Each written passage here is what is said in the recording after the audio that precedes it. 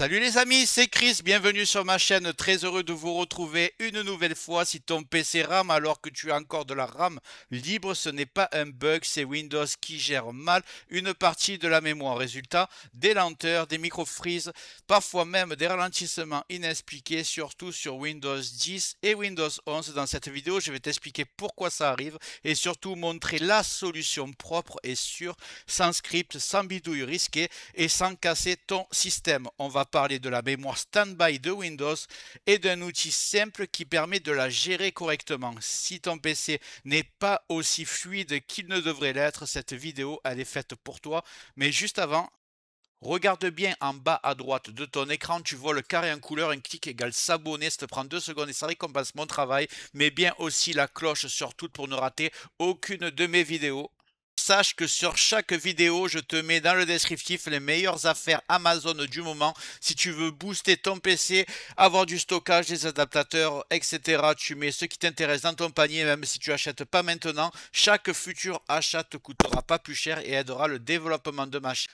Avant de parler d'outils, il faut comprendre le vrai problème. Sur Windows 10 et Windows 11, la gestion de la mémoire n'est pas aussi simple qu'on ne le croit. Quand tu regardes le gestionnaire des tâches, tu vois de la mémoire libre, mais en réalité, une grosse partie est bloquée dans ce qu'on appelle la mémoire standby. Cette mémoire standby, Windows la garde en réserve au cas où. Le souci, c'est que parfois, Windows ne la libère pas correctement. Résultat, les applications mettent plus de temps à se lancer, le PC devient moins réactif et dans certains cas, tu as des freezes, des ralentissements inexpliqués. Ce n'est pas un virus, ce n'est pas un PC en fin de vie et ce n'est pas forcément un manque de RAM, c'est simplement Windows qui gère mal cette mémoire standby dans certaines situations et c'est exactement là que la solution entre en jeu.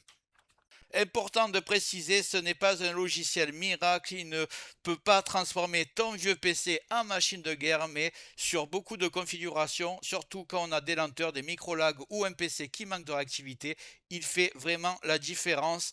Autre point important, cet outil portable ne s'installe pas et ne tourne pas en permanence. Si tu ne veux pas, tu peux l'arrêter ou même le supprimer à tout moment. Bref, une solution propre, ciblée et largement utilisée depuis des années. Je précise, le seul point négatif, il est en anglais, mais il est vraiment très simple avec des menus simplifiés et je vais vous montrer comment ça marche. Vous avez juste à faire comme moi. Commençons par aller le télécharger. Il est bien sûr gratuit. On va taper ISLC. On va taper. Le lien sera dans le descriptif comme d'habitude. On va prendre le premier lien ici. Donc intelligente. Regardez bien que ça corresponde avec ce site-là que j'ai. C'est tout simplement les développeurs. Donc c'est le site officiel. Vous n'avez rien à craindre. Vous tapez sur Download ici. Voilà, il est téléchargé. On va le lancer. Voilà, extract. Où c'est-il? Ah, il est là. Voilà, il va être donc extrait dans le dossier téléchargement. Vous le cherchez. Il s'appelle ISLC. Le dossier, on va double-cliquer dessus. On va lancer le fichier exe. Alors, est-ce qu'il fallait le lancer à un administrateur? Je ne sais pas. On va faire les tests. Donc, vous voyez, c'est vraiment très très simple l'interface. Intelligence, Standby, List, Cleaner surveille deux choses principales: la qualité de la mémoire libre. Non. Cet utilitaire surveille deux choses principales, la qualité de la mémoire libre et la mémoire standby utilisée par Windows. Le principe est simple, quand la mémoire libre devient trop basse, il peut automatiquement nettoyer la mémoire standby pour éviter le ralentissement. Il faut juste laisser les valeurs recommandées, on ne cherche pas à forcer quoi que ce soit et surtout, on n'active pas des options inutiles. Il ne tourne pas en permanence de façon agressive, il agit uniquement quand c'est nécessaire. Tu peux aussi choisir de le lancer automatiquement au démarrage, mais ce n'est pas obligatoire. Si tu préfères, tu peux simplement l'utiliser quand ton PC commence à ralentir ou à tout moment tu peux fermer le logiciel ou même le supprimer complètement sans aucune conséquence pour Windows. C'est pour ça que je parle de solutions propres et réversibles. Moi, ce que je fais, c'est que je le lance au démarrage et pour ça, c'est tout simple. Vous cliquez ces deux cases ici. C'est le seul réglage que vous avez à faire. Il va travailler en arrière-plan, il ne ralentit pas du tout l'ordinateur, au contraire, il va beaucoup l'accélérer et votre logiciel va marcher efficacement sans que vous vous en rendez compte.